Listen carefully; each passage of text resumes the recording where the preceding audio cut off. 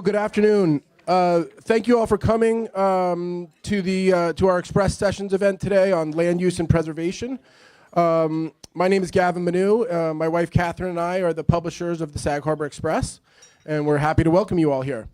Thank you to the American Hotel. They've been very gracious to us in hosting these events. Julian, Mary, Ted, of course, who is down south, and everybody here at the hotel has been very helpful, so I thank them. Before I introduce our panel, I would like to take a moment to thank our sponsors for this event. Advantage Title is one of the leading providers of commercial and residential title insurance in New York and nationwide, with offices in New York City, Pennsylvania, Melville, and Riverhead. And I know they're excited to announce soon to be in East Hampton. I actually went to high school with Chris Nuzzi, who's vice president with Advantage Title. And after our Main Street event that we had a couple weeks ago, Chris gave me a call, and we went out and had lunch. And he's a community-minded guy, just like we are. And I thank him for his support and everything that he does. Thank you to Advantage Title. Our lead sponsors for the entire series, we've got one more event in April that's going to be on water quality, and then we take a little bit of a break, and we'll come back in October and November with topics yet to be determined. But our lead sponsors for the series are the Sag Harbor Chamber of Commerce, the Sag Harbor Variety Store, and the law offices of John Leonard. Other sponsors for the events include Saybrook Capital, B&B Bank, the Washwick Agency, Dayton Ritz and Osborne, the Adam Miller Group, Burke and Sullivan, JCP Landscaping, Save Sag Harbor, Fisher's Home Furnishings, the Sag Harbor Inn, and the law office of Tiffany Scarlato. Thank you all very much. I'd like to start with today's conversation. Land use, on the surface, it doesn't sound like the most thrilling or exciting topic, but the way it's been legislated and focused on here on the East End, it's really defined much of our progress. Many of the attempts have been to ensure that our environmentally sensitive rural agrarian communities have at the least maintained some of their important vistas, recreational spaces, historic properties, and housing and development for the year-round community. Land use and historic preservation have been the keys to separate this place from Anytown, USA, maintaining and increasing value while allowing the East End to remain a world-class destination. The Community Preservation Fund, authored by Assemblyman Fred Thiel and State Senator Ken LaValle, has been a critical piece of the puzzle, as the South Fork has increasingly come under tremendous development pressure. While the CPF has been responsible for a lot of good, the biggest question when it comes to land use and preservation is how we balance the market interest and market price for properties with the desire to preserve a place and legacy that can be enjoyed by a multitude of demographics and stays true to our history and our culture. Easy, right? I'm going to introduce our panel because they're going to help us lead this conversation. Starting on my left, we have Anthony Brandt, who's the founder and former chairman of the Sag Harbor Board of Historic Preservation and Architectural Review. Anthony Vermandois, who's a local architect. Brian DeSesa, an attorney with the Adam Miller Group and also a member of the Southampton Town Zoning Board of Appeals. Melanie Cirillo, the Director of Conservation Programs for the Peconic Land Trust. Chris Nuzzi, as I mentioned earlier, a Vice President and Regional Manager for Advantage Title, as well as a former Southampton Town Councilman. And Richard Warren, and the owner of Inner Science Research Associates and a longtime municipal planner. Thank you all for joining us. I'm going to start with a question for each of our panelists, just as a means of introduction for the conversation, and then we'll open it up to the floor for questions, comments. I'll bring the microphone around. My partner in crime, Brian Boyhan, is golfing today, so I'm doing this solo. Anthony, we'll start with you. When you first helped establish the Board of Historic Preservation and Architectural Review in the 1980s, what was the building landscape like in Sag Harbor? When you rejoined the board in 2016, what were you seeing around you, and was it reminiscent of the context in which the board first convened?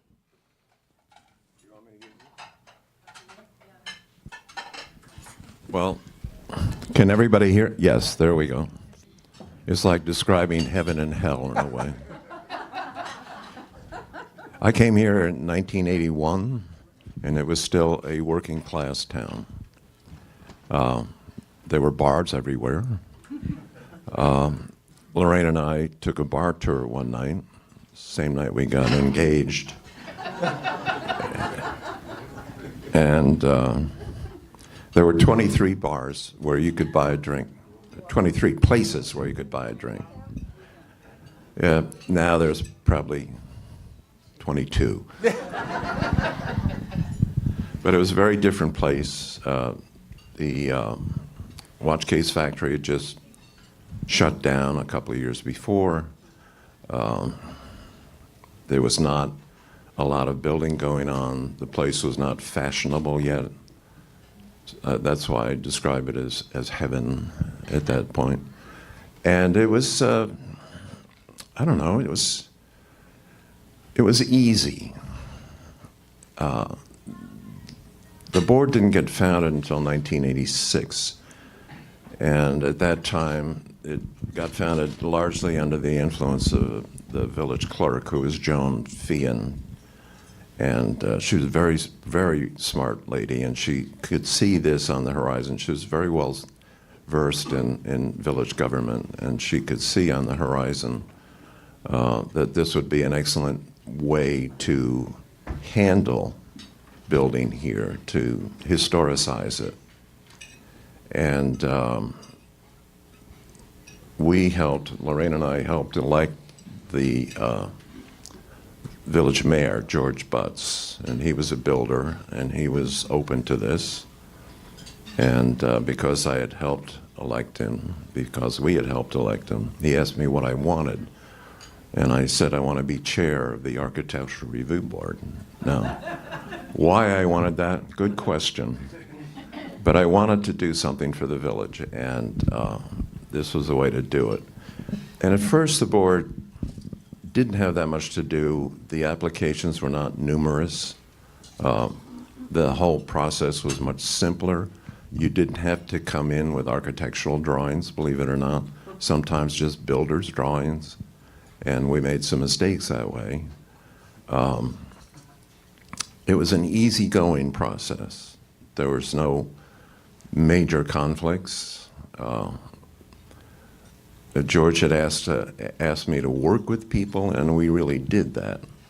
If we saw that something was just crazy out of line, we would explain it to the applicant.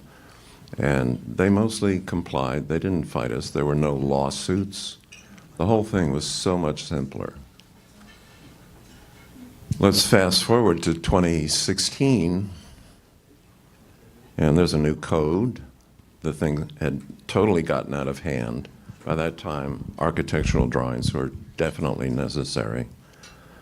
And some people felt that the previous board had been more than a little lax about what they allowed. So actually, in the election of 2016 or 17, I forget which, both candidates for mayor came to me independently and said, will you do this again? And I'd seen things going on Main Street that really upset me, so I said I would. And first thing that happened was that we got sued by previous applicants that had not been sorted out, and we lost 4 lawsuits, pretty much first thing. And that's when I learned from people far more knowledgeable than I am that New York State favors real estate in a major way, that the real estate lobby in Albany is one of the most powerful there is. And so the building inspector would, I remember one of the first things was a little old building on Franklin Street, and they had permission to do a very partial, small-scale demolition. And Lorraine and I drove past one day, and the whole building was gone, with just a few boards left. And he was taken to court by the building inspector, and the fine was $850 for destroying a historic building. And this is true all over New York and other places around the country, other states that have similar laws. if you destroy an historic building, you have to rebuild it as it was, plus pay the entire cost or the entire value of the building in a fine. We don't do that here. People can get away with murder. So my mandate was to turn the whole battleship around if I could. I feel that I partially succeeded, only partially. The pressure for development is enormous. Sag Harbor became fashionable. It's the worst thing that can happen to a resort. And everybody wanted to live here suddenly. I mean, we're typical of the end result of that. We bought our house in 1986 on High Street, and we paid 6 figures for it. When we sold it a couple of years ago, because we couldn't afford it anymore, we were paid for it 9 times what we paid for it. And the new owners then put $1 million into it. So this is the situation here. And it's scary to sit up on the board and see these applications come for just either very monstrous changes to historic houses or to, in empty land, a whole bunch of really big modern houses. Now, as it happens, I like modern houses. And so it turns out, does everybody on my board. But so you will see, you know, our board is quite capable of approving a modern house, but not in the historic district. And that's the hard part, is to protect the historic district as well as we can. And I have somebody sitting to my left who's very good at that.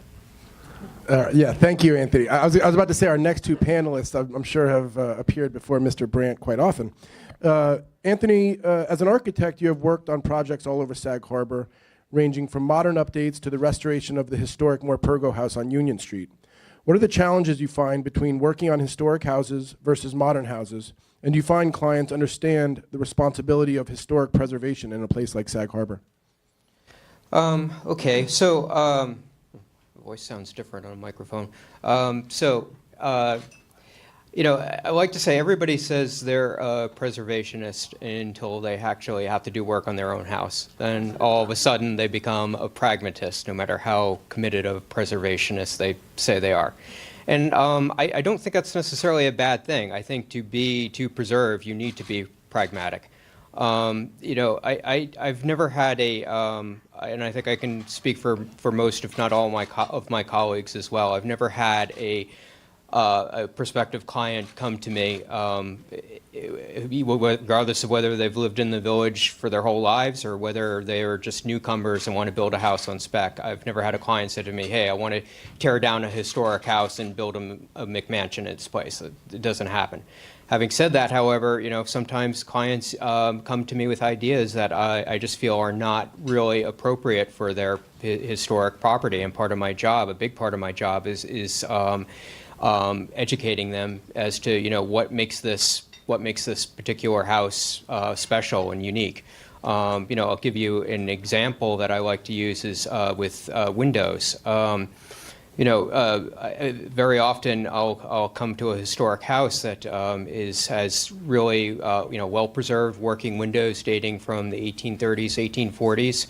Yeah, they're drafty, and you may want to replace them so you don't have that draft. But you know what? You're never going to replace those windows in kind. It just doesn't happen. You know, windows these days aren't made the same way. You're not going to get that half-inch, 3 or 3/4-inch check rail. You know, a standard Marvin window is a 2-inch check rail, and that's, to me, that's a noticeable difference. So that's something where I really try to push my clients on.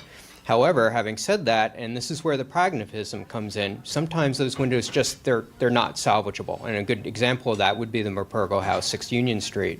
The windows there were, you know, looking through it, I saw maybe 2 windows that were viably salvageable, and they were on the least visible facade of the house, and that may actually be why they were in better condition than the others, that kids weren't throwing rocks at them.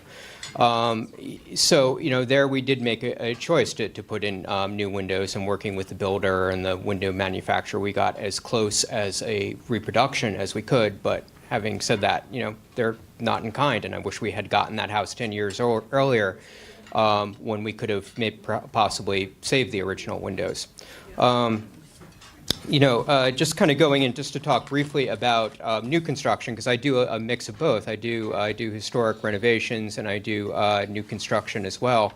I've seen in the last, since I've been in practice, about 20 years or so, about 12, 13 years on my own, I've sort of seen a sea change in how new architecture is out here. It used to be, it was pretty much expected, especially here in the village, even outside the historic district, if you were doing a new house, it had to be reproduce a historic style.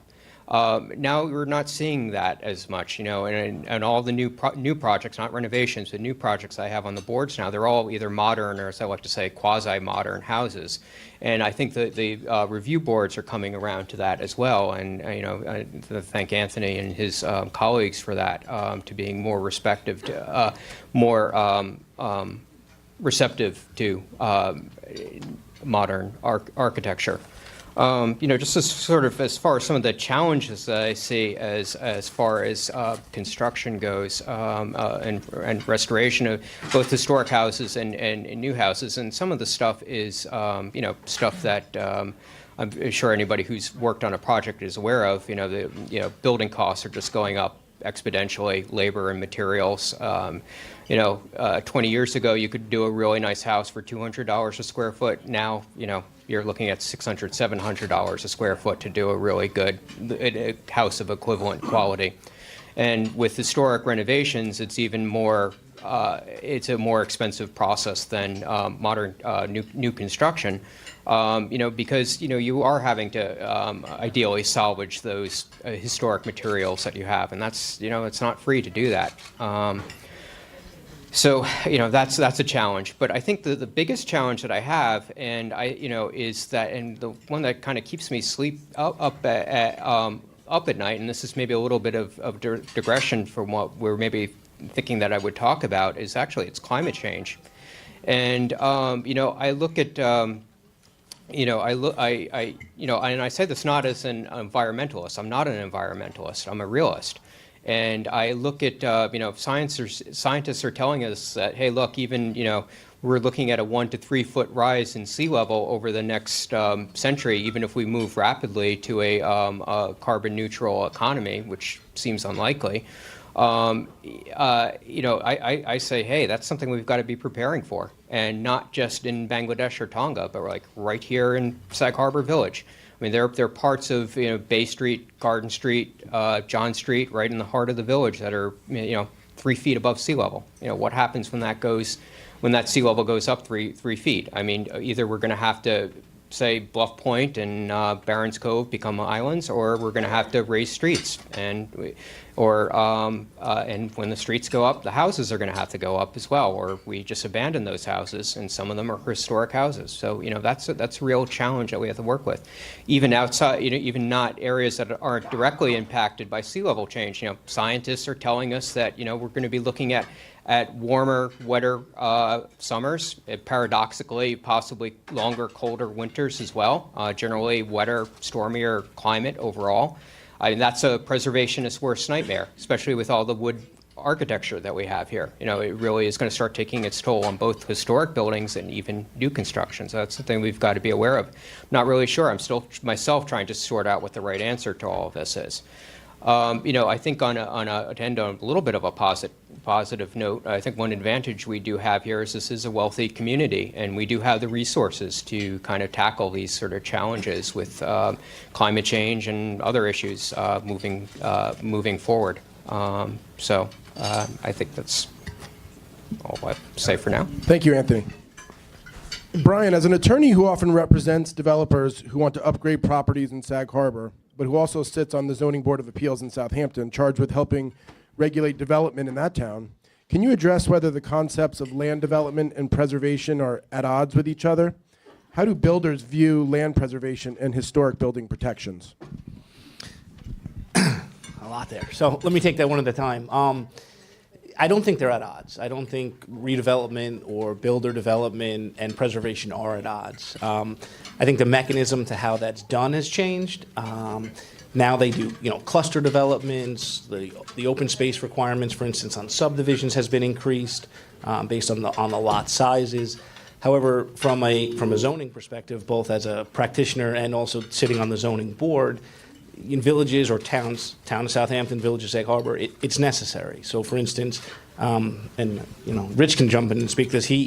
When he was here for the village, they did a report on all the lots in the village, size and otherwise. And you have a village that is zoned R20, meaning residential, 20,000 square foot lots, and a majority of the lots aren't 20,000 feet. So you have requirements for buildings, setbacks, and otherwise for lots contemplated to be 20,000 feet, and there's village lots that are 6,000 feet. So now you're holding that lot to the same standards as a half-acre lot. So, the necessity for zoning and relief is needed to, one, keep the values and keep the increase going, as you discussed and Mr. Brandt discussed this from when he got here to now.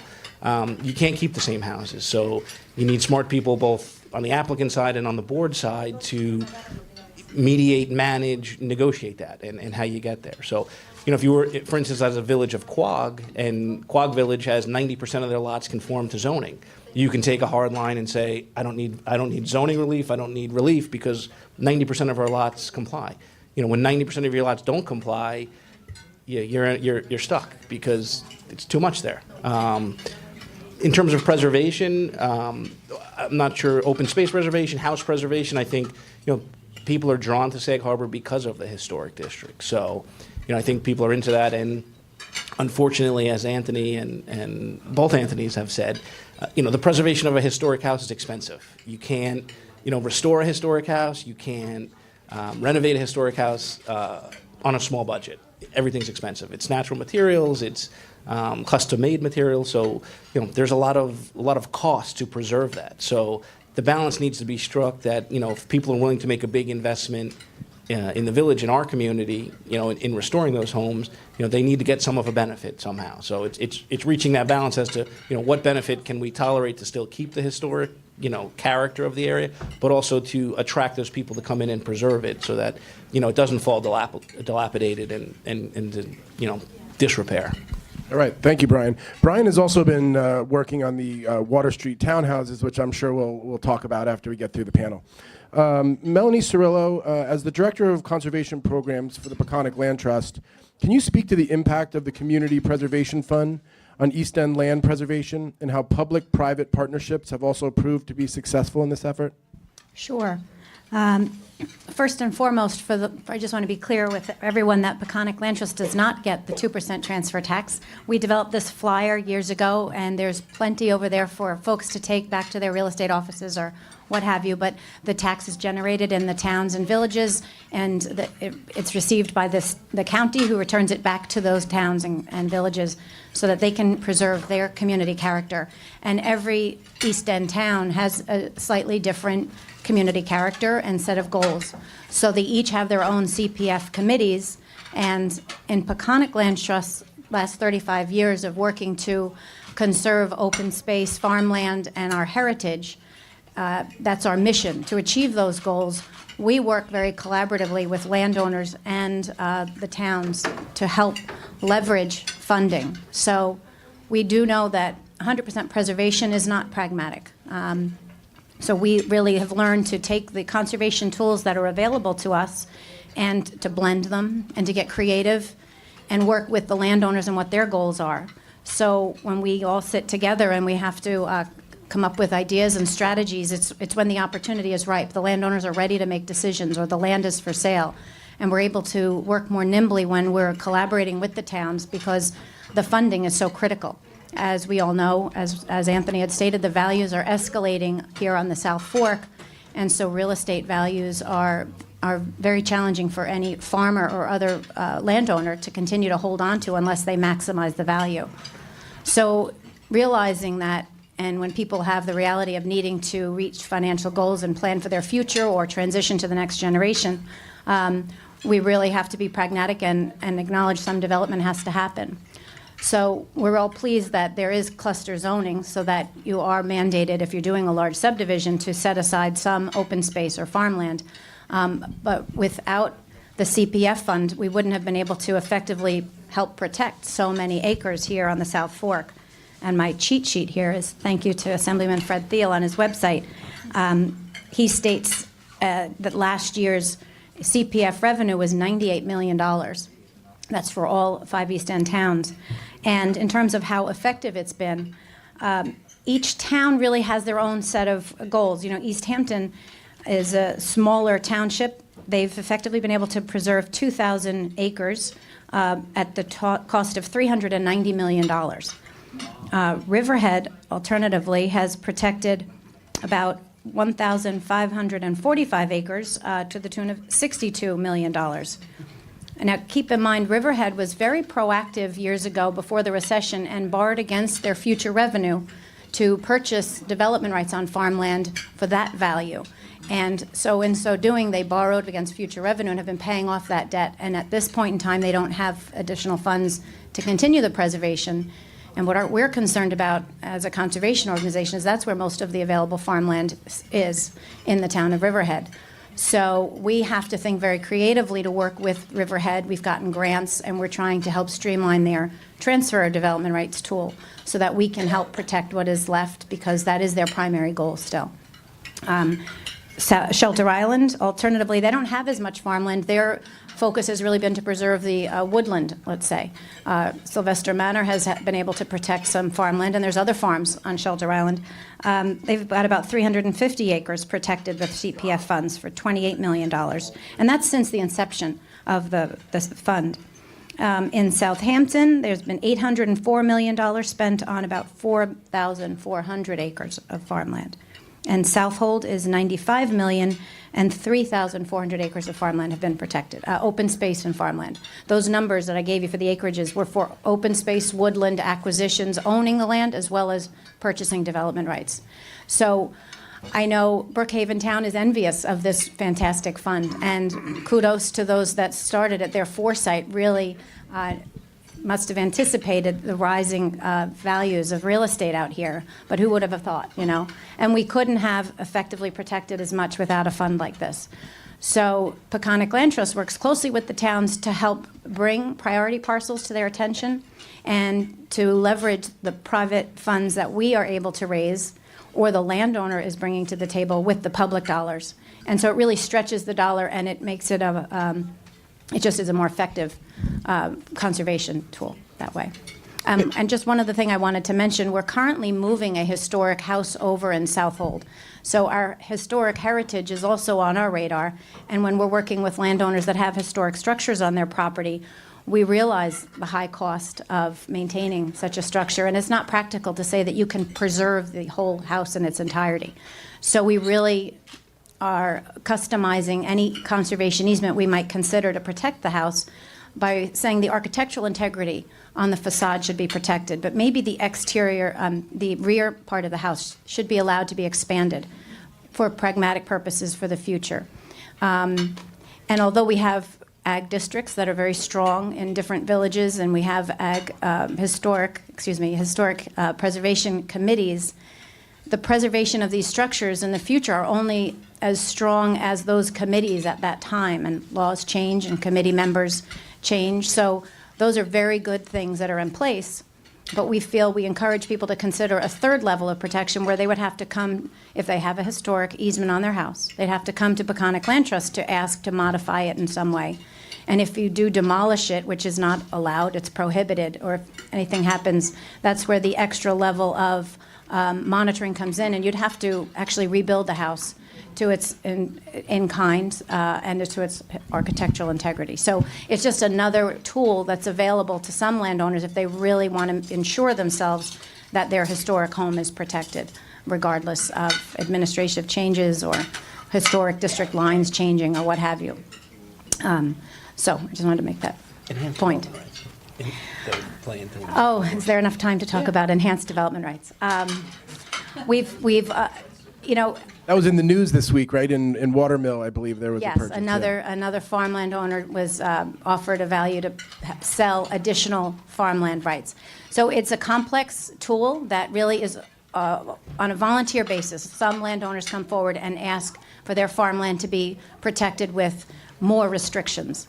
And, you know, as anyone has a portfolio of investments, a farmer has a variety of properties that they own, and we would never recommend that you highly restrict all your properties. So you want to keep some of it available so that you can borrow the funds and use your property as collateral so that you have full rights intact on some properties. Some might be protected partially with sale of development rights. And if you are looking to continue in food production and know that that part of your property is appropriate, it's got the right soils, and maybe you know you're transitioning to the next generation and you're really committed to food production farming, this tool might work in that the town of Southampton and now East Hampton have made a decision that it's important enough to them to try and keep farmland in food production because it really is a key part of our farming heritage. And nursery operators are terrific. They're doing very well. They're very successful out here, but they could outbid your food production farmers as well as, you know, your vineyards and equestrian operators. And those are important agricultural industries as well. It's just that they seem to be, there was a trend where they were purchasing more farmland, and some of the very prime soils that were to be protected were either, you know, they were being removed from the property or being covered by a large structure, such as an equestrian indoor arena, let's say. So it was in response to the community of farmers and townspeople saying, we've all gone to the trouble of preserving farmland, and now it's a large open space lawn that looks like an extension of someone's estate.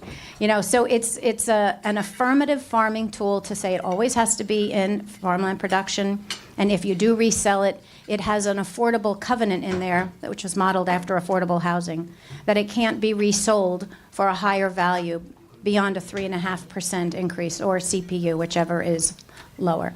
So it was very creative blending of some tools, and we know that Vermont and upstate New York, and there are other communities that are struggling with the same issues, and we're all working together in the land trust community and collaborating on how to best put together a tool that will work in these situations. And so there's about 15 different properties that have been protected this way, either voluntarily, the landowner donated those enhanced rights, or they sold them to the town of Southampton, and now East Hampton has one.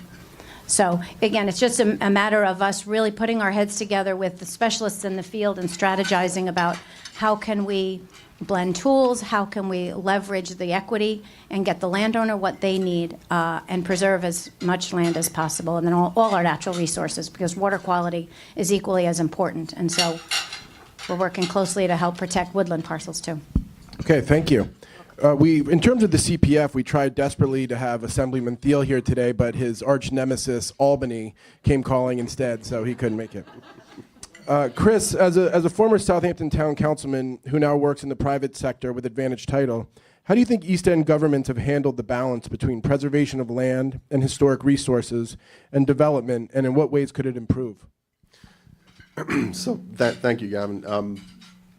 So whenever I'm introduced as a former politician, I never know whether to open up with an apology to everybody. So if so, I apologize. We'll get that out of the way. But thanks to the Express and to the community for continually hosting these events and making them successful and promoting this kind of dialogue. By way of introduction, again, I'm Chris Nuzzi with Advantage Title, and I was fortunate to have the experience to serve a couple of terms on the Southampton Town Board, and with the community support and in working together on some of the really important issues of the time, I believe that there were a lot of successes. And looking back, though, far beyond my tenure and even some of the recent elected officials' tenure, if you look back, we live obviously in a very unique and a beautiful area, and the elected officials and planners and members of the community going back many, many years ago knew that, and to their credit, I think have done a pretty good job with regards to their preservation efforts. Whether it was with zoning and upzonings and cluster subdivisions, which were discussed, Mr. Brandt, and discussing the historic districts. throughout various areas of the East End community, or protecting some of the public access rights through trails or access to our beaches, where our town trustees serve such a valuable role to maintain that public right to our beaches. They were, I would say, somewhat visionary, going back many years in a lot of that. And back in the 70s, fast forwarding a little from when zoning came into effect in the 50s and fast forwarding to the 70s, Suffolk County and a lot of the eastern elected officials and farm community were visionary in implementing the Purchase of Development Right program. I think it was the first across the nation at the time, and as Melanie discussed, preserved thousands of acres then and protected the ability to grow food crops, and which we've now seen grow into grapes and wineries and all different types of agritourism mixed in with that. But today's, I think, most powerful tool is, without a doubt, as relates to preservation, the Community Preservation Fund. And Assemblyman Thiel and Senator Laval, the Peconic Land Trust, the Group for the East End, the Nature Conservancy, the members of the community who were a force in making sure that that was passed to protect and preserve those additional properties, be they wetlands or areas that would protect drinking water, or rec spaces, or historic districts or historic structures. That certainly, since its inception, has been the most powerful tool to try to preserve many of these properties. And I think the fund has raised more than $1 billion over the course of almost 18 or 19 years, 20 years or so. 1.3 billion. And the kind of pivoting the discussion a little bit as it relates to future uses, which are things that you had asked. I think the enhanced development rights are super important, and credit to the Peconic Land Trust for pushing that. That's a discussion that's gone on for quite some time. To stop things from just being neighboring lawns, but keep agriculture affordable and in production here in the East End. So uses for ongoing maintenance. A lot of people don't know about that program, that the $1.3 billion that's been used, those properties that are preserved, automatically the maintenance and funding for those properties get shifted to the general fund, the regular taxpayer. The ongoing maintenance, to a great extent, does not come out of community preservation. So it's a point, discussion topic related to the CPF going forward. Use for the purchase of historic structures, or use of the fund for facade easements on historic structures. There have not been, it's been utilized in that sense, but in my experience, there was not a lot of use to purchase historic structures, because historically, the Community Preservation Fund, the towns don't want to necessarily have to manage tons of buildings. There is a shift off of the fund and to the taxpayer. Utilization for pilot payments in areas where there are thousands of acres that are taken off the rolls. West of the Shinnecock Canal, in areas of Southampton, areas of Riverhead, you have the Pine Barrens, and where you have people who cannot necessarily afford, or taxes increase because of the land being taken off the rolls. There is a component of the CPF program that allows it to be used for pilot payments.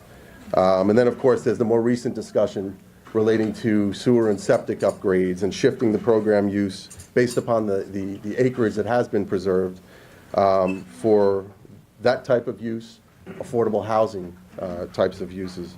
So I would say, generally speaking, there's been no shortage of government intervention as it relates to environmental preservation efforts, but maybe we're, as has been said many times before, we're a little bit the victims of our own success on the development side. And the question, too, I guess also has to be raised related to development. Have we most effectively balanced other types of development with preservation? And who could have imagined, where we would be back in the 50s, 60s, 70s, all the way fast forwarded to today? Brian, I think, at the last panel raised a really interesting statistic or fact, and that was that the incorporated village of Sag Harbor's total assessed value itself, I think, is $3.1 billion. Town of Southampton, $67 billion. Ed in East Hampton, I'm sure you're over $100 billion in total assessed value. So perpetual discussions go back to housing and jobs and taxes. And I think having participated in or reading in the papers and watching that, how all of these discussions have been happening for quite some time and happen almost territorially, even on the East End. Southold has one discussion relating to housing or preservation, or Sag Harbor or Southampton have a separate discussion. One of the things that I think, despite the differences in all of the 5 East End towns, and they are unique unto themselves, I think focusing this as it relates to preservation or housing in particular has to be done on more of a regional level. And that's certainly a suggestion that I think has been discussed, but formalizing it amongst all the different layers of community, individuals, and layers of government, be it the county or the towns, is not an easy thing to do. It's certainly easier said than done, but important, I think, nonetheless. There are a lot of opportunities that are out there, even close by, related to housing in Sag Harbor. And I guess just to wrap up, generally speaking, and as was suggested, using not only the zoning tools to try to create opportunities, but partnering with our business community, and speaking beyond just land preservation efforts, partnering with the business community on efforts to retain and attract local talent who want to stay here, I think is important. And it's going to take a continued discussion to do that. And there's any number of ways to do it, but we are definitely at a critical moment in terms of, I think, retention of people. And we talked a lot about historic districts. We talked a lot about preservation of land and the recreational spaces that are the character, to a certain extent, of this community. But on the other side of it, you got to talk a little bit about maintenance of the people here as well, and maintaining that year-round community, that year-round feel, which, whether you're from here or not, that's certainly what people from even outside the area are here for. They love the area, they love the beaches, they love the waterways, they love the historic districts. But as importantly, you've got to have a year-round community that's going to be able to support that. So thank you for hosting these types of discussions. And what I would say beyond this is, hopefully there's concrete steps that are determined and then action taken beyond it. Thank you, Chris. Rich, your firm, InterScience Associates, works in the private sector, but has also performed environmental consulting for municipalities, including Sag Harbor Village, Peconic, and North Haven. You have also helped spearhead projects through the Southampton Business Alliance, including affordable housing initiatives. As a longtime resident and business owner, how do you balance the needs and desires of a private client with the preservation and environmental needs of a particular community? So one of the things that I think make it interesting for me is that, having been a practicing planner for the past 39 years here on the East End, I felt very strongly as an AICP, American Institute of Certified Planners, that I should be giving back to the community. So I took on the role of being a municipal planner in several communities. We were here in Sag Harbor for 11 years. We've been in North Haven for 37 years. We continue there. We've been in Peconic since the creation of the village. We're in the village ahead of the harbor. We've done work in the village of Poquat. And I think the ability to work in both the private sector and the public sector gives you the ability to have a sense of balance. You know what it's like when you're an applicant and you're asking for something, but you also know what it's like to sit on the other side of the table when an applicant is asking you for something, and how to deal with that balance. As a private planning consultant, we work with moms and pops, we work with business owners, we work with billionaires. We work with the full gamut of people, doing work with farmers, trying to help them figure out what they can do with their property, but also with billionaires who have like idiosyncratic projects, the types of things that people might want to do. We also don't just work on the East End, although our work is predominantly East End. We've worked in Palm Beach, we've worked in Aspen, I've worked in Wisconsin. I've done projects in the other areas. So it gives you a chance to look at how other communities deal with issues, how they deal with regulations. Some are easier than others, some are clearly much more difficult than what we have here. But it gives you a sense of perspective of how to deal with the issues. So from my firm, when we deal with clients, we have an environmental bent to the work we do. We have an ethic, and we don't take every client. I've been fortunate enough over the past 39 years to have a great staff. We have had quite a bit of work. to handle the types of things we do. But to me, it's a sense of fairness, both from a private property owner perspective, how to deal with their interests, but also how to deal with what goes on in the regulatory world and what communities are looking for. So it's trying to teach a property owner about what the community is like. That's why they came here. As Chris was just mentioning, people come here because they like what's here, but it shouldn't be, I like what's here, now let's change it. And that seems to be what a lot of people try to do. They come here for a particular reason. I love it, but now I want to change it. And by the way, after I change it, I want to put up the walls and not let anybody else have what I have. So it's an education process, and it's an education process on both sides. On my municipal side, when I deal with these issues, I talk to the boards about it's like a little bit of a philosophy that I have, that there's a loaf of bread there, in terms of a project. And there are issues that deal with that loaf of bread. And from a municipal perspective, you don't want to wind up with a crust. An applicant is trying to do something and they want everything. The municipality has a certain amount of things that they want to get done. There's a loaf of bread there. You don't want to wind up with a crust. You want to try to get as many slices of that loaf of bread as you can get. But at the same time, if you push too hard, you won't get anything. You won't get any change. So they have to find the balance of what's fair between an applicant and a municipality. At 63 years old, and having done this for 39 years, I've worked a long time with a lot of people. I'm not hungry to do every project that comes in the door. So that's one of the advantages that I have with my firm. I've got a great staff, that work with me, very talented individuals, all with particular areas of expertise, and it gives us the ability to help educate clients and talk to them about what's going on in these communities where they're buying and what is it that they want to do, and try to talk to them about what the needs of the community are, and try to get them to sometimes adjust their objectives. And sometimes they don't adjust their objectives and say, I want to go ahead with it. And then I say, well, something, we may not be working together, because I don't feel as though I need to take those projects in where I don't feel good about the work that I do. We have a pretty high standard in my office, of pretty high work ethic in terms of how to do it. So we often do say no to clients. Sometimes that takes them back. I've had clients that I've said no to. They've gone to other consultants. They've tried to get their project done. The project has failed, and then they come back to me and they say, will you take me back? And I say, well, yeah, I'll take you back if you listen to us, because it's about trying to find something that is respectful of the community and trying to deal with what they want. And sometimes property owners have to adjust what they do. I know for the past 39 years, having done what I do, that I can sleep at night for the work that I do. Sometimes I don't sleep at night over the stress that I deal with in terms of running a business, but I know in terms of the quality of the work that we do and how we represent our clients, that I can sleep at night, knowing that what I do.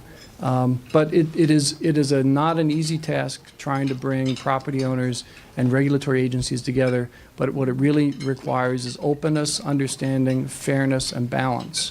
And it requires balance on both sides. People can't get rigid on either side, trying to find a way to make things work. Because as was mentioned earlier, the East End, whether we like it or not, really is driven by the real estate industry. When you look at what happens here, and probably a lot of the people that are in this room, you have plumbers, you have contractors, you've got landscape people, you've got title people, you've got lawyers, you have people in retail, people in restaurants, people in insurance. It's driven by property and real estate, and the real estate transfers here. So we have to find a way to find that balance to make sure that that doesn't die, which I'm not sure it's ever going to because of what we have here, the special attributes, although you want to try not to lose it.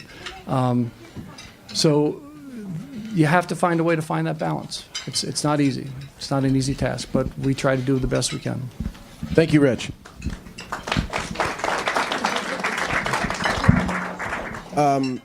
I don't think any of that is exactly easy to understand or get through. I'm sure that some people have some questions or comments. I would just ask that you grab the microphone and introduce yourself. We can have questions for specific panelists or just general comments. And is there anybody who would like to get us started with a question from the floor?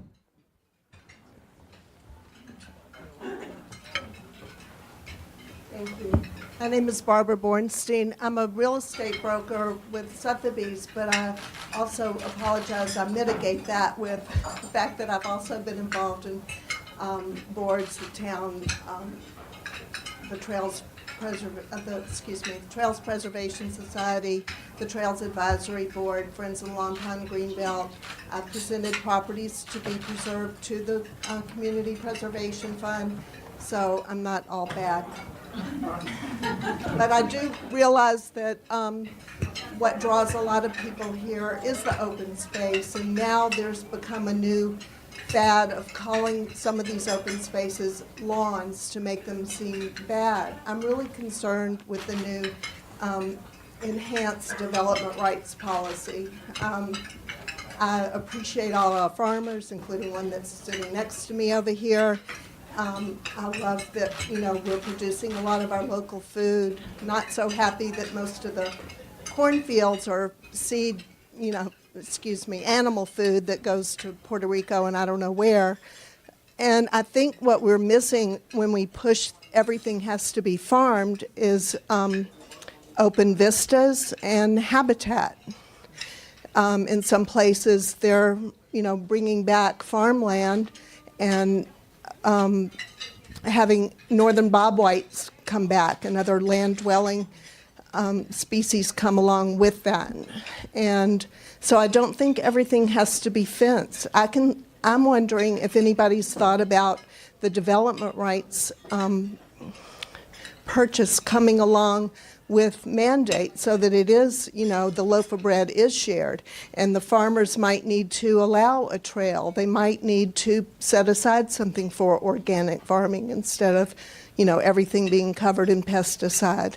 That they might set aside something with vistas as well as, these sort of pretend tree farms that have come up. So that's what I'm concerned with these days. It's public funds. I'd like to see more passive recreational uses on the land that's bought with the development rights. I don't think every inch has to be food, although I appreciate that side of things. So that's my concern when I hear that talked about. Thank you. You're welcome. Melanie, can you speak to that? Sure. Is this on? I don't feel like it's on. Hello? Can you all hear me? Yes. Okay. Let's see. Thank you for your question. There's a lot to cover there.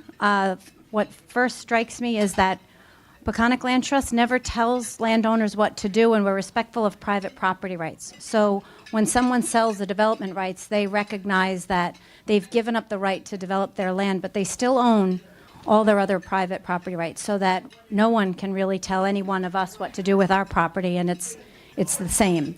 So a farmer can choose to farm according to any best management practices, and if you look at New York State Ag and Market's definition of what farming is, it's pages and pages. It could be a bee farm. It could be, so many things. Horse farming.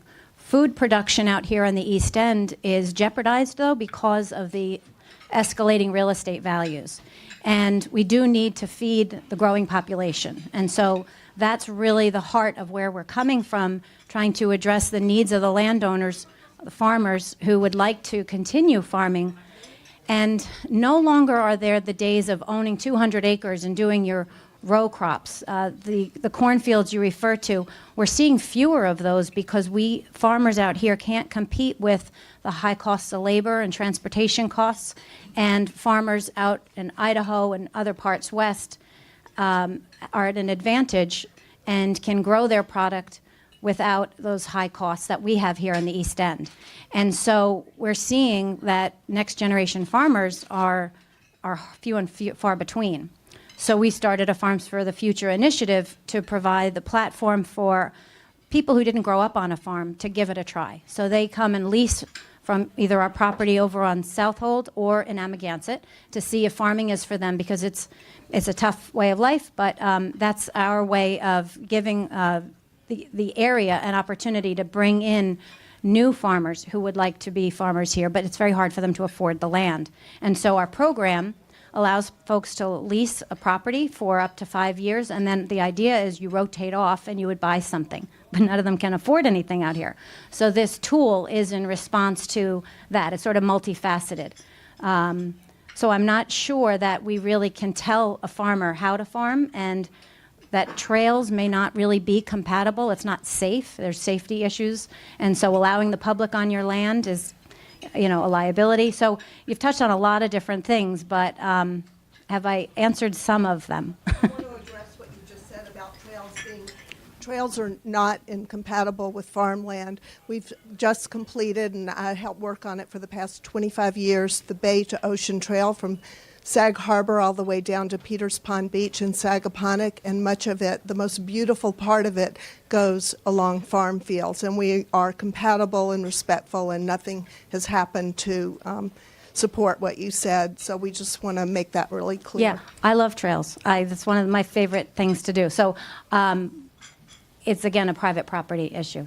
So Those are public trail easements, and Southampton, in conjunction with the other towns and the village of Peconic in particular right now, have been able to work that out so that they're totally compatible. They're not incompatible. yeah, I don't really think that we have a position on that with the enhanced rights easement. And again, it's just one of the tools in our toolbox that we try and help address when a landowner has needs and we're trying to conserve land and achieve our mission. There are a few examples I can think of where a trail has been allowed on farmland, and that's a part of the review process typically when you're going through a subdivision. One in Watermill I can think of, and that was something that was agreed to. A public trail does go across the farmland. I understand. Yeah. I've been involved in that process. I appreciate your words. Thank you. Thank you. Jane? Jane Holden. I'm a real estate broker with Brown Harris Stevens. I grew up in Sag Harbor. I've been selling real estate here for 38 years. I've sold many of the historic houses. The one I closed on recently was on the corner of High and Hampton Street, the Captain Daniel Smith house. And the appraiser called me because they have French doors through the dining room and living room. He said, what windows are those? Well, they were the old original windows because this owner paid to have storm windows built, custom built, so that it saved the heat and cut down on road noise. So it can be done. And I also grew up in Redwood when there was a nor'easter. My brother's friends would go to the deli and buy cold cuts, row over, and call their parents and say they couldn't go to school because Redwood was an island. So that was raised. So I know there are places that will need to be eventually raised. But my question, Melanie, you were talking about all the different towns who had this money from the Preservation Fund. When this first came into existence, it was easy to tell customers that they had to pay this because the money was going to the area that they were donating the money. Sag Harbor Village, you did not mention how much they've gotten, because I know they've gotten very, very little. I know now they're going to get something for the park, but the amount, the millions of dollars that has been raised in Sag Harbor Village and even North Haven, very little has been given back to this area.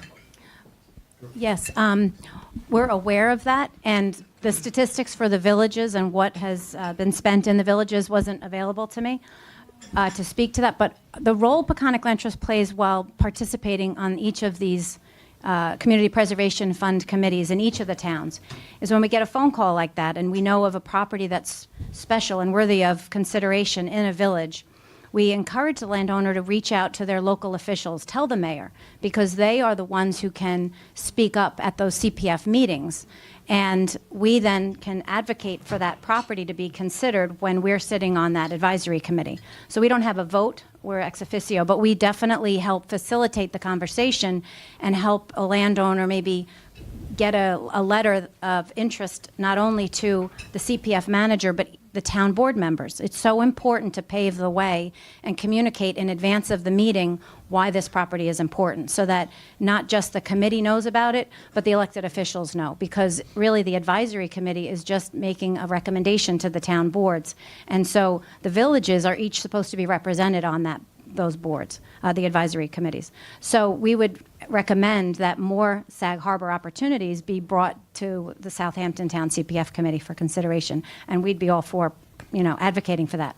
So. It'd be interesting to know how much dollar value has come from Sag Harbor. Every 5 years, the CPF managers have to write up a report with their progress. And so it's available. I believe even online with Southampton Town, they might have that identified. Probably, right? Yeah. The CPF website, It's on there. Yeah. you can see it there. Yeah, we have a question over here.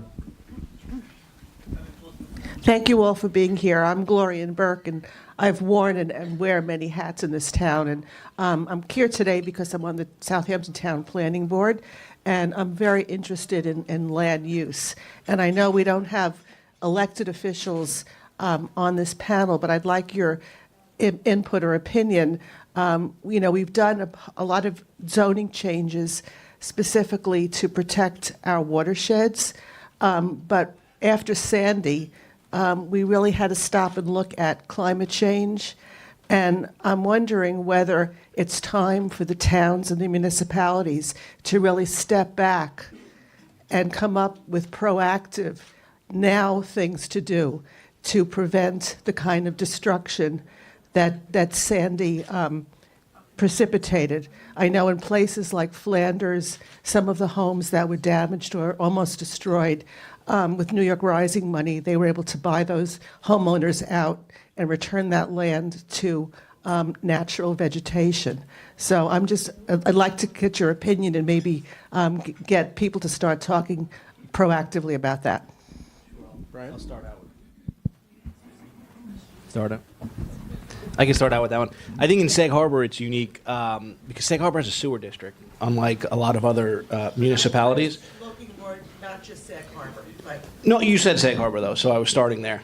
Okay. And Sag Harbor is a sewer district. So in terms of water quality, in terms of preservation, and we're sitting in Sag Harbor, it's unique that I think what Sag Harbor should be doing for multiple reasons is expanding their sewer district and making that more available. And it does a few things. It would prevent a lot of homes in the historic district from being from raising them up to a certain extent for new FEMA compliance with respect to separation on the new groundwater systems, and Rich can speak to that. And it would help in terms of the historic preservation, because you're not going to see houses going up, or they're going to go up, but less than what would be necessary to accommodate the new system. So, and I think CPF now, they allow 20% of that to go toward water quality. I think the conversation should be had, can that go toward expanding and improving the sewer district? It would help in terms of havens, and I'm just speaking in terms of the village, and it would help in terms of the character of the community and the historic looks. And it also allows for density in the downtown area. You brought up Flanders. If they get that Flanders project and the Riverside project off the ground, which is also contemplated to have a sewer district, they can bring in affordable housing here, where West Hampton just did it. So West Hampton is putting in a sewer district. That's going to allow for increased density on their main street. They could do apartments and additional housing. So I think that helps a community thrive, and it also helps from an environmental standpoint. And where I sit and what I see, I think expanded sewer districts and sewer treatment areas are a way to solve multiple issues in terms of the character, in terms of water quality, in terms of environmental benefits. Rich, you're on. Sorry. We'll get to Anthony. Let's go with Anthony first. Okay, I think I pretty much agree with everything that Brian is saying, and I think that this, expanding this sewer district here in Sag Harbor is really going to open up a whole new world to how we use our land here. One of the things that's driving raising of houses close to the water, it's sometimes you bring them up to FEMA regulations. I often find that we have to go up a foot or two higher than even FEMA requirements to accommodate the septic systems. And I think that it's important. I mean, better for the house to go up than to have an existing septic system leaching nitrates into the bay. Once you have a sewer system, that gives you a little more flexibility. You can kind of to how you address raising the houses, which I do think is going to happen for the reasons I said earlier, just with sea level change. But and also even outside of the coastal immediate coastline, just having the sewer system is going to be a good idea, I think. Rich? So NOAA has a website that you can go to. Is this on? So NOAA has a website you can go on to, and it has actually a sea level predictor. And you can actually look at it, and you can adjust. Yeah, you can adjust and see what actually happens. You can zoom in on the east end, and you can see what happens when it's a 1 foot sea level rise, 2 foot, 3 foot, 4 foot, up to 6 feet. Because they're talking about the really worst case scenario. They're talking about 6 feet in the next 100 years or so. So it's actually a very interesting thing. I did a presentation to a real estate office in Bridgehampton, and one of the things this was probably about 6-9 months ago, and they wanted me to talk about things that are happening on the East End, and I talked with them about that. And then I said, well, I want to talk to you about something that's probably a little bit more uncomfortable.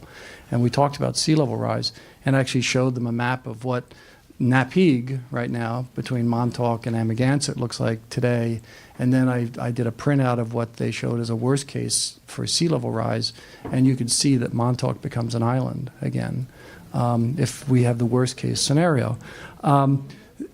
You shouldn't think that the agencies aren't doing something about it. No, just when you look at the new FEMA maps, they're actually not new now, it's 2009 FEMA maps, which are the ones that are in effect today. The old FEMA maps that were in effect before that were 1998. Those were in a datum called NGVD, National Geodetic Vertical Datum. The surveyors decided that they should be looking at what sea level actually was back then, and when they were looking at the new FEMA maps, and they found that sea level actually has risen since 1929. So the new datum that all the surveyors use today is called NAVD, North American Vertical Datum 1988, where they show that between the 29 datum and the 1988 datum, there was a foot of sea level rise. So what used to be 1 foot in elevation is now 0 foot. So things are happening that deal with that. The change in datum, FEMA maps are actually updated about every 10 years or so. I'm actually waiting for the next group of FEMA maps because the last one was in 2009. So in terms of land use, it is something that is not just swept under the rug. It's something that agencies do look at. When you see what they're doing in New York City and what they're planning in New York City on East River Drive, they're planning on actually the last plan that they had along the East River Drive. They were going to take a 2.5 mile section of East River Drive. There's a park there, and they were going to knock down all the trees, and they were going to actually build a dike along the east side of Manhattan in order to protect Manhattan from the rising sea level. They're going to raise the elevation 10 feet and then put floodgates on East River Drive so that when the storms come, they can actually keep the water from coming in during those serious storms.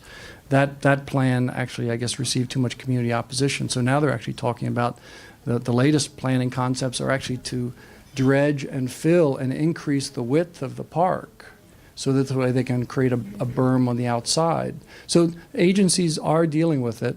And I think as time goes on, when things like the FEMA maps get released, that's something that's built into the New York State Building Code.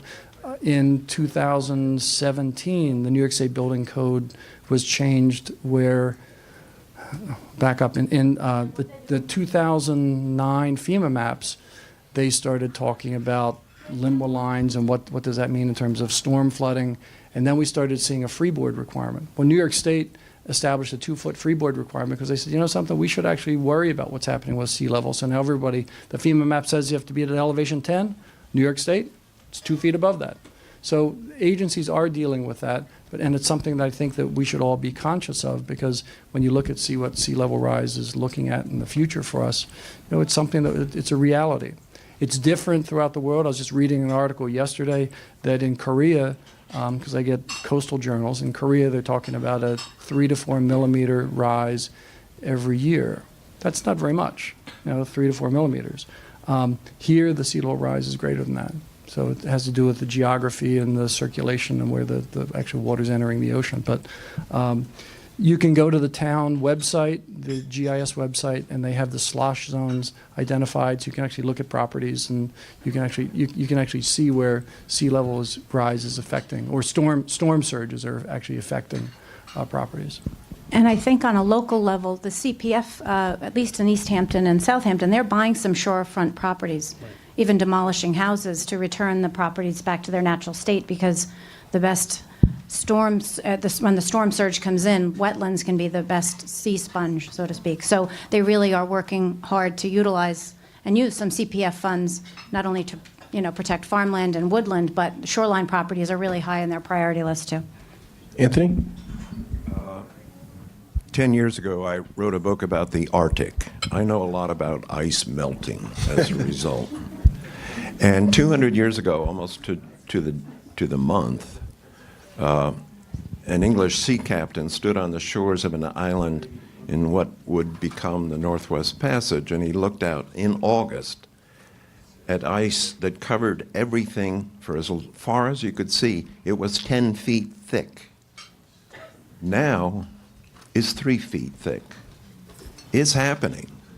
Greenland is melting at 3 times the rate that it was supposedly going to be melting, just 10 years ago. I mean, this is a disaster waiting to happen. And in my imagination, I see people coming to Sag Harbor in 100 years to do underwater archaeology. I mean, that's a joke, but it's not a joke.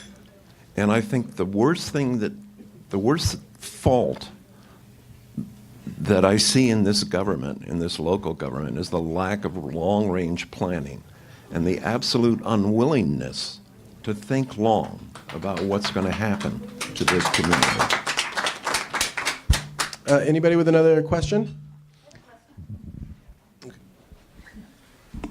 Hi, everybody. I'm Lynn Blumenfeld from Blumenfeld and Fleming. We have an office in Montauk, and I want to ask you, a friend of mine in Martha's Vineyard was effective in changing the legislature there so that there was a limit to the size of houses built. And they were able to limit to the size of houses to 3,400 square feet. And it was passed on Martha's Vineyard. And we're talking about global warming. Well, the size of houses and the way we consume energy has a lot to do with global warming. And I'm just wondering if you think we would ever be able to start changing these mega billionaires' lifestyles and legislating real changes that will effectively protect us. So let me show you the scars on my back from when I I'm interested. Show me. Okay. Back a few years ago, the village.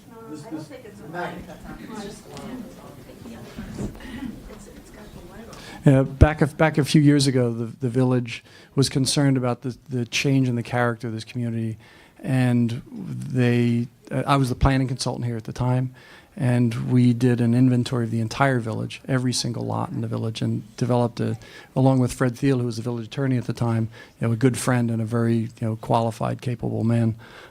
We developed a GFA requirement for this village, and I have to tell you, it was a bloodbath. Because property owners here don't want people to tell them what to do with their property. So we had to find some balance, and during that process, there are limitations here in the village of Sag Harbor. There are limitations in almost every East End community. Some of them have higher ceilings than others, and I expect over time we're going to see a readjustment of those. But you do have them here. Some of them are sliding scale based upon lot size. Some of them are just maximum ceilings.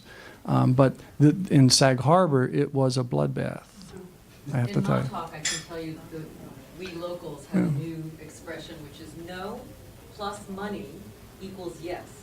Because what happens is people come in with enough money so that, you're going to slap them with a fine of $200,000? For them, that's like $20 to me. Yeah, but they can live with the fine. But that's a little different issue, because it's hard to build a house that exceeds GFA and just worry about a fine.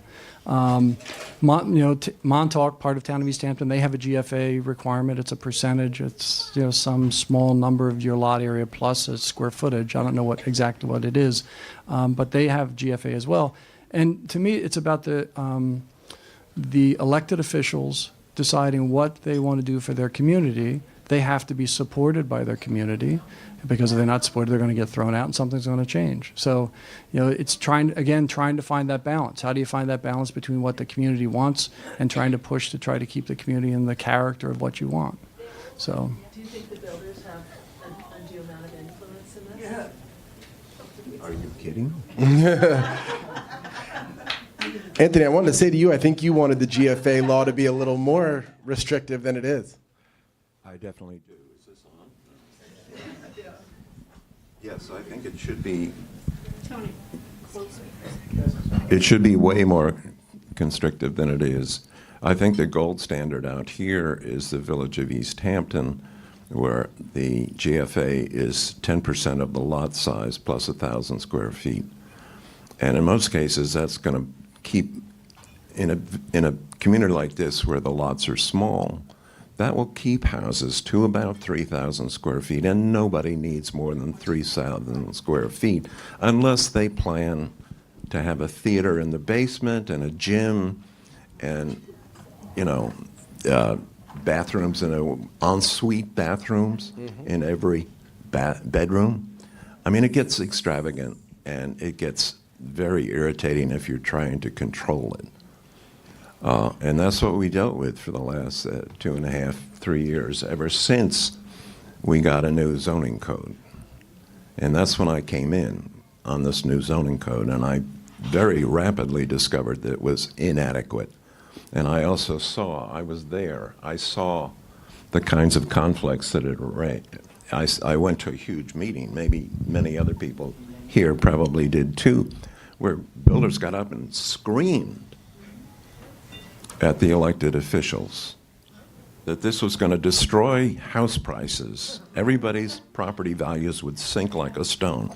That hasn't happened. What you do when you control building, especially on historic lines, is the house values increase. And that's been shown in numerous studies. So villages face problems dealing with this. As every planner knows, it's really difficult. People they come in here, they see this as a beautiful, wonderful village. It's got all this historic property, and by the way, I want a house on Main Street and I want to double the size. And I don't know how you do it. I mean, I struggled with this. Every member of my board struggled with it. And without me, they're still going to struggle with it. So. Brian, you've been working on a project on West Water Street, right? That deals with a lot of this balance, compromise, conversation, and it just made its way through the ARB. Can you speak a little bit to what that process is of back and forth and trying to find that balance? Sure, and that property is not located in an area that GFA is attached to. I see. So that's it's a waterfront and office district. The GFA is only associated with the residential lots. So that's what they were discussing. Mr. Brandt was discussing there. So that project is 3 buildings. We've been back and forth between the Architectural Review Board a couple months, and I think the project now is better than when it started. So I honestly think that. And it's like that project or any project. It's a back and forth. So there's commentary. I've appeared with Anthony on Thursday nights for 3 years now, until you just recently left. Seemed like forever on some nights. I'm sure on both sides. But you work through it, and I think it's a process. So I think it's important to work through the process, and I think in the end, whether you like it or not, the project does come out better in the end. In my opinion, I think the process works the way it is. Thank you. Jeff, did you have a question? Yeah, I can change my. Is this on? Okay. Speaking of that project, I'm Jeff Bragman. I'm on the town board in East Hampton, but I'm actually here, I think, as a lawyer and a guy who does a lot of environmental work. We just had a decision out of the village of Southampton that really for the first time in New York, as far as I know, clarified that if you're in a historic district or a historic overlay, that historic review trumps zoning, so that an applicant who comes in on an application to a board like Tony's former board can't really say, I have as of right, I can build this size building. And I just wanted to ask, I guess, the two of you, if you think that recent decision may or could affect the continuing review of the size of those three rather large-scale houses that you're planning down there. So, yeah, I think yes, and I think the board actually, the Architectural Review Board actually reduced what we got in terms of variances down there. So the buildings that are there now are not what zoning, it's less than what was granted by zoning. So. But what I'm asking as a follow-up is, do you acknowledge that there's another layer of review beyond zoning, and actually more powerful than zoning, and that is the power of an architectural review board to say, even if you've gotten variances, it's not historically appropriate, and they have this case affirms that those boards have the power to reduce you further. Yeah, I think, and I'm not speaking about West Water Street because I'm not involved in that project, but I'll speak about that a little more generally in Sag Harbor. Very often I'll have a prospective client come to me and say, "Hey, look, my property allows me to build. I have got 1,000 square foot historic house on my property. My property allows me to build with the GFA, allows me to build 2,500 square feet." And I have to kind of talk them down a little bit and say, "Hey, look, just because you have as a right this ability to do this, it doesn't necessarily mean it's the right thing to do for the house, and it definitely doesn't mean that you're automatically going to be approved by all of the review boards, especially the Architectural Review Board." I do think that there should be, I'm not familiar with what you were saying is going on in the village of Southampton, but I think there should be, it would be helpful to have some more clarification to make sure that people understand that just because you have in districts where you do have an architectural review board, that they do have the final say, and it doesn't come down to what you're allowed to do per zoning or per even zoning variances. Anthony, would you like to weigh in on that? Yeah, Jeff, I know about that decision. And I think in the case of 2 Westwater, it's too late because the ARB has already approved the project. But when if you look closely at our code, it actually says that the ultimate criterion by which you have to decide these things is not the GFA. You can ignore the GFAs as long as something is out of scale with its neighborhood. And that came up once in a case on, I remember it well, it's 136 Germain Street, in which the applicant came forward and said, well, I have all this square footage that I can fill in because the lot size is big enough. And we said, yeah, you're adding so many additions to the house that it just totally overwhelms the original house. And we denied it. Well, guess what? They went to court, and they won. It depends on the judge you get more than anything else. And it's haphazard. And we've actually lost every single case that has been brought against us. This case wasn't lost. Yeah. Well, this case is Manger versus the Board of Architectural Review and Historic Preservation in the village of Southampton. And we did not lose the case. And I do know that Sag Harbor has a code provision that explicitly says that compliance with zoning does not constitute compliance with the standards of the Architectural Review Board. That's correct. I also thought that wasn't the West Water project changed recently? And if it was changed, it would seem it would have to go back to the board. I'm not involved in it, but that's what I understood. Brian can speak to that, but yes, they changed from the first iteration of their design. They have changed considerably, and they reduced actually all three buildings to some degree. Right. Yeah, actually, I'm being told. In my own humble it did go back opinion, to the board. and this is now a private opinion because I'm no longer on the board, I think that two of those buildings are way too big. Yeah, well, as a town board member in East Hampton, I think houses are too big, and I'd like to see them made smaller. Thanks, You're gonna Lynn. live on an island soon. You stole my question, Lynn Blumenfeld. Hi. I'm Mary Ann Eddy. I'm the chair of the Harbor Committee and fellow member of the Harbor Committee over here, Will Sharp. But I'm speaking for myself. And I'm rolling this conversation back, I don't know, 7, 8, maybe even 10 minutes ago to when people gave a round of applause to the village needing to look forward and plan. And one thing I'd like to mention on that is that there's something that you may or may not be aware of. It's called the Local Water Revitalization Plan. And you can see a copy of it. It's up on the village website. And the one that's up on the village website is approximately 20 years old. And we are in the process of redoing that local water revitalization plan. And there's going to be an opportunity for town hall kind of meetings, because one of the things that we recognize that we need to take into account is climate change. So, end of story. Okay, we have a question over here. I know this young lady. Hi, I'm Catherine Manu. I don't generally ask questions during these things, but I wanted to go back to climate change because I appreciated a lot of what Rich had to say. But I wanted to know what should towns and villages be doing? You know, I see a lot of development still happening on the waterfront, houses getting bigger and bigger. And when I think about climate change, that just doesn't really mesh for me. So what should our local municipalities be doing outside of expanding sewer districts? I appreciate that that's helpful. But in terms of development on the waterfront. Rich, can you take that? What do you think about that? Yeah, that's a tough one.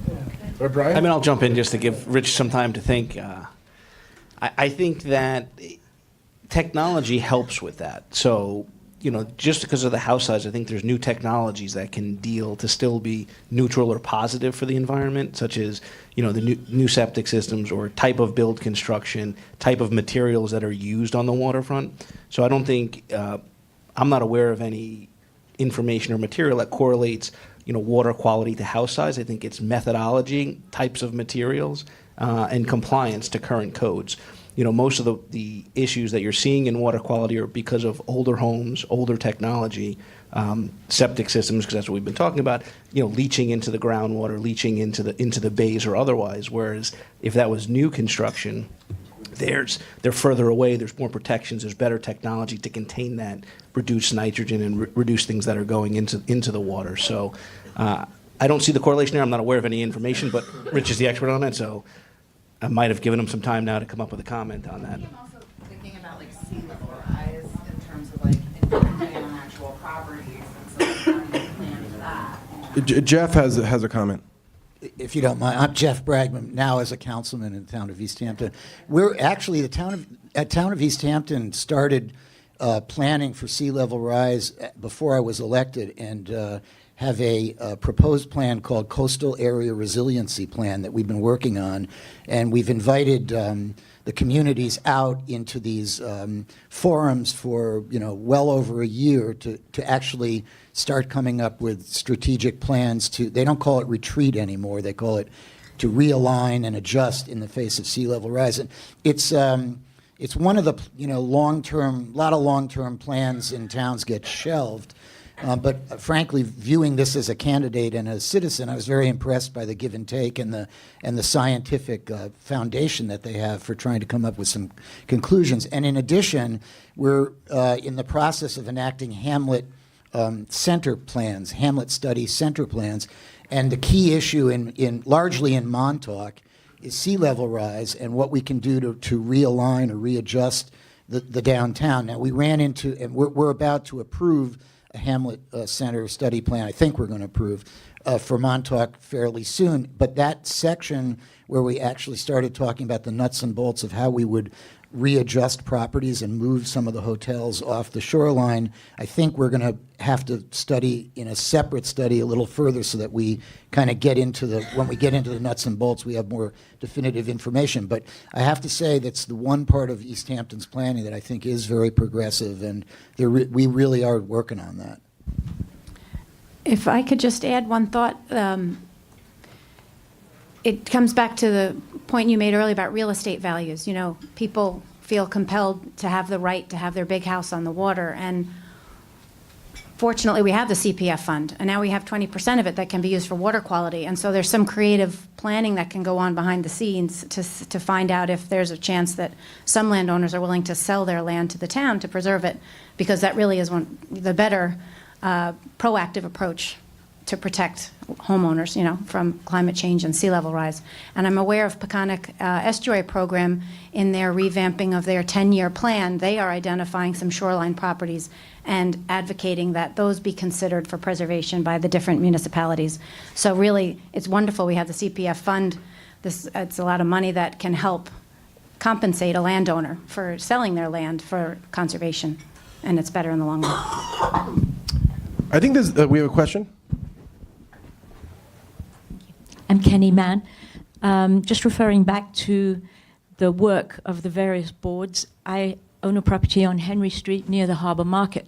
Some of you may have followed the drama that we had there a few years ago, where those of us who live on that street woke up one day in January to see a kind of airport science fiction weird construction on the roof of the Harbor Market, where they had placed every ventilator, every fan, and everything that would normally be in the basement on the roof.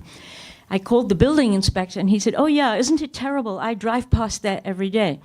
And that was the extent of what any of the boards did for us. We had to form a neighborhood association, which we did. It cost us about $40,000. I believe Jeff was involved.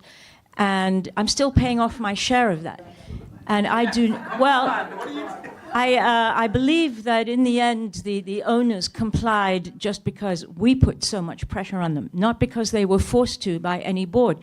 And I truly resent the fact that we homeowners were faced with that burden and had practically zero support, I have to say, from any of the boards. And it has been done now. They had to create a soundproof wall and do all kinds of stuff, and it looks so much better, but it cost us like 2 years, and money, money, money. And fortunately, one anonymous neighbor, I still don't know who it was, donated about $20,000 for that. We homeowners in Sag Harbor should not be faced with issues like that. Jeff just said he's reducing his rates next time, but but no, the Architectural Review Board is handling more of those matters, and planning is dealing with more of those now. So those concerns are being addressed on current applications through both planning and I don't know about that. You have to talk to the village, but those are being addressed in my experience there. Bob? Thanks, Kevin. First of all, I want to remind people of the work that Save Sag Harbor did a couple years ago, working closely with Rich and the boards when we were quite alarmed by the overdevelopment that we were seeing in the village, and got everybody's input and opinions to make sure that it wasn't just us, but that the majority of the people in the village were also concerned by running posting a petition where people were allowed to sign up and express their opinions. And I think 1,200 people wrote in saying that they were very concerned about the overdevelopment in the village, which was one of the small things that might have led to the institution of the GFA code and law and everything. One thing that I feel precipitates a lot of the problems is a lack of education for those people who are charmed by the village, like Rich eloquently put it. They love it, but then they want to change it. And I think that we all have a responsibility as neighbors and homeowners and also real estate agents. I was amused by Barbara feeling she had to apologize for being a real estate agent, when in fact, that doesn't have to be the case. A real estate agent has a great power here because very often they're the ones that introduce the community to potential homeowners in the first place. And, they can open up the issues of what it means to live in an historic district and what's actually viable and feasible in terms of development or preservation of a home. So I do believe that education is really important, especially for those people who do come into the village, are charmed by it, and then just naturally think that they can change, the size or the nature of their house. Or, I've heard people say, oh, that's a great property, I'm going to rip down that house. And I just laugh to myself and say, I don't think that's going to happen. It's a contributing structure. The other thing that I think would be helpful for all of us is to begin referring to the Architectural Review Board by its real name, which is the Board of Historic Preservation and Architectural Review. I think when we keep that in mind, it reminds us that we are a National Register Historic District, and even though change has been a constant in Sag Harbor's history, I think it's our responsibility of custodians of this village to mitigate the amount of change, and try to protect it, because that is where the property values lie, in my opinion, is in the historic authenticity of the village. And once we lose that, we really have nothing. We have rising seas, so the waterfront, is going to be worthless. We have to protect the historic authenticity of this village. Thank you, Bob. You guys have all been on boards or before boards. The education component, how much time is spent, maybe, Anthony, you can take this, between just working on the nuts and bolts and actually explaining to people what can or can't be done? You don't educate people that way. You educate by making it plain what they can and can't do. I've covered in the last 2.5 years hundreds of applications, and it's always interesting that nobody has read the law, nobody has any idea what's going on. That's so often the case. And we explain to them, you can't do that. I get people who come in and say, I want to tear that house down. Can I? And we say, it's historic. There's no way in the world you can tear that house down. I want to move it. No, you can't. And they're shocked. Well, it's mine. Yeah, but you should have been told by your real estate person or by somebody, your lawyer, this is what you can and can't do. And I fault, we had a woman come in. She bought a little house on Garden Street, and I had been in the house many times because friends of ours rented it for a while. And she wanted to expand it because it was a 1.5 floor house downstairs and a peaked roof, and the bedroom was upstairs. And she was so tall, she couldn't stand up in the bedroom. Well, that's a little hard. And we wanted to accommodate her, but it's also on the edge of a wetland. And she needed all kinds of variances. And she still hasn't been able to build on that house. We approved finally a design, but she ran out of money. You really have to know these things when you go in and buy a house. Anthony can tell you everything about it, but if you're going to work with him, he's going to educate you about what you can and can't do. I would recommend that anybody work with Anthony. I really like his work, but that's nice plug, Anthony. There. I don't want to end. Maybe just, yeah, sure. Just follow up on that, and just my thanks for the plug here is that one of the great things about the one of the things that's good about having a strong ARB is, like, from my perspective, I'm doing my best to educate a client. No, this is this adding a balcony to this 18th century facade is not the right thing to do, and they're still saying, oh, draw it up, it'll look good, and I can just say, well, you know what, the ARB's never going to approve it, and that's the end of that. So I think that's one reason why it's important to have a strong architectural review board. It could actually work. Sometimes it works to my disadvantage, but very often it can work to my advantage. I don't want to end today, and I'm surprised that hasn't come up. Just 1 minute about affordable housing. And Chris, you mentioned at the start of today about, we're talking about historic preservation a lot in some of these larger houses, but also finding land for affordable housing projects or whatever it might be.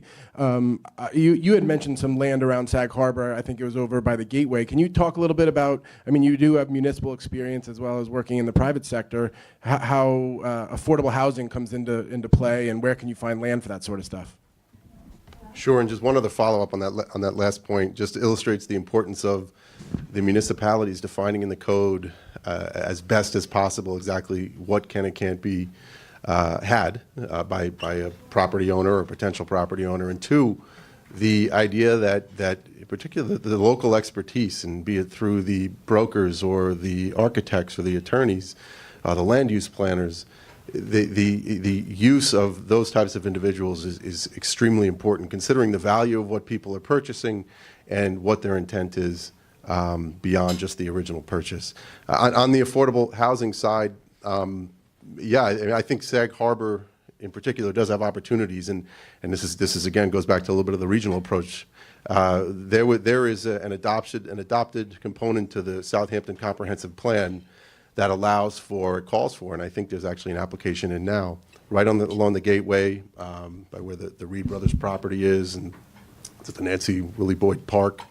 There is property there that's been rezoned and allows for Hamlet office, Hamlet commercial, and residential development. And in partnership with the town of Southampton at the time, it was about 10 years ago, members of the Sag Harbor community and the Sag Harbor Village Board, part of the impetus of the discussion was the idea of, number one, making sure that area that is an inlet into the village is appropriately planned for, but actually zoned through the town of Southampton, because it's not part of the village. And then beyond that, what would that look like?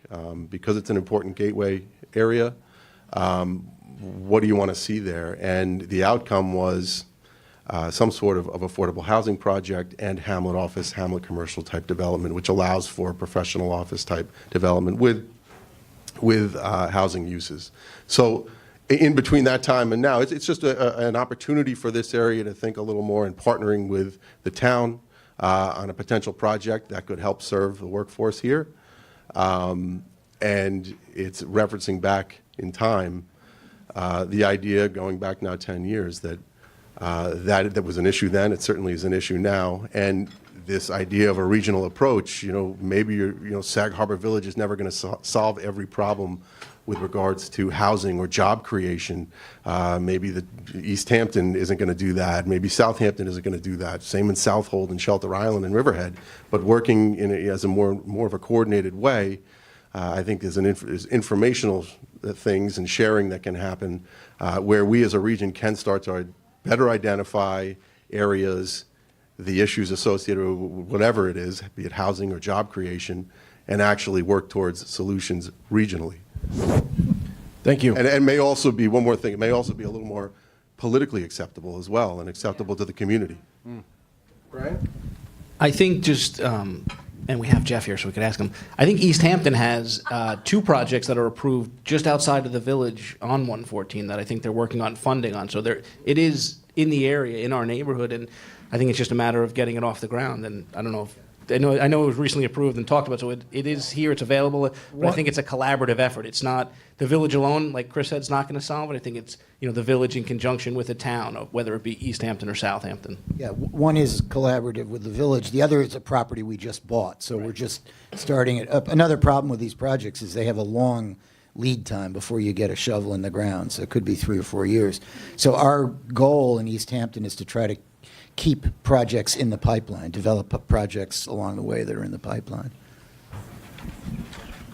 We have time for one more question. It's a question and a statement. First of all, great panel again. This is my second session. I was here at the affordable housing event. I'm a trustee for the village of Southampton. We did not know Jeff was here today. We're not allowed to talk to each other. Right, we're at the same table. But having said that, I think what's very impressive to me is the passion in this room with regard to we want to keep Sag Harbor a community. We just received these startling statistics in Southampton Village. We used to have 5,000 year-round residents. Now we have barely 2,000.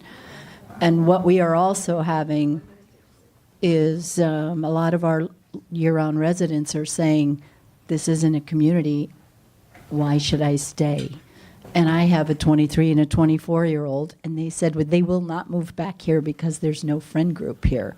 I mentioned that last year, but that's another component. Yes, we can sell a lot of real estate, we can build a lot of big houses, but at the end of the day, if you just have a second homeowner environment, you get that.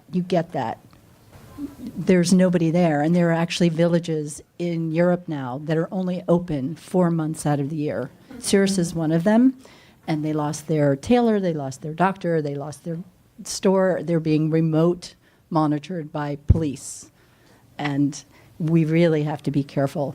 So anyway, and I want to apologize. I'm a politician too, but I ran for 2 open seats uncontested, so I guess I stepped up to the plate. There's been a lot of apologies here today, so I won't apologize for anything. One more question over here, and then we're going to wrap it up. Hello, can you hear me? Just to follow up on the emphasis and I think undeniable requirement for affordable housing. For those of us who were at that last meeting at Guildhall, Bay Street, just a couple of weeks ago, it seemed like it was by far one of the most prioritized needs that is not being addressed. I just wondered, as a question to the entire panel, what incentives are there to the collective industries that can either formulate policy or design or effectively make it happen, in the limited spaces that are left, regardless of what communities they are. But I mean, land is of a value. It's going up and up, so the pressure is on, and the needs are dire. So what can incentivize either the architectural pool or the planners or those who formulate policy to make it happen today? I just had this conversation with the Board of Trustees in Sag Harbor on Tuesday.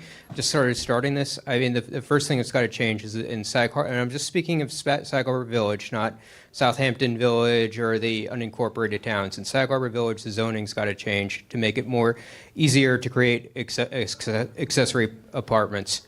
Right now, it's a special exception to do an accessory apartment in your own house in R20 district. If you have an accessory building, an old garage or an old barn that you're not using, that would be a great spot to put an accessory apartment. It's not allowed in code. As it is now. In the village district, in the business district, it's a little bit different. Really, the limiting one of the limits is probably more parking than anything else. You need 1.5 spaces just for a efficiency apartment. I mean, maybe those numbers could be bumped down. But yeah, I think that the zoning should really be changed. And one thing that happens in a lot of my projects is the conversion of multifamily, single-family houses that were converted over time to multifamily, 2-family or more houses, and then back to single-family houses. I wouldn't necessarily assume that's something that everybody wants to do. One of the historic project I'm working on now. It's a 2-family CO, and the owners want to keep it as a 2-family CO. But we have to do certain things with the in our planning to make sure that retains its CO. 2-family CO, and the building inspector's working with this, so we're going to do it. But yeah, I think it really in Sag Harbor Village, the zoning has to change if we're going to create more affordable housing. All right, thank you, Anthony. Our session last month here did focus on affordable housing. There is actually a lot happening in the towns with affordable apartments and letting people do more with their properties. So there is a lot happening, and you can check out that story online from our session last month. So thank you all for coming. Next month we're going to be back here. We're going to talk about water quality, and we welcome you all to attend. Thank you very much.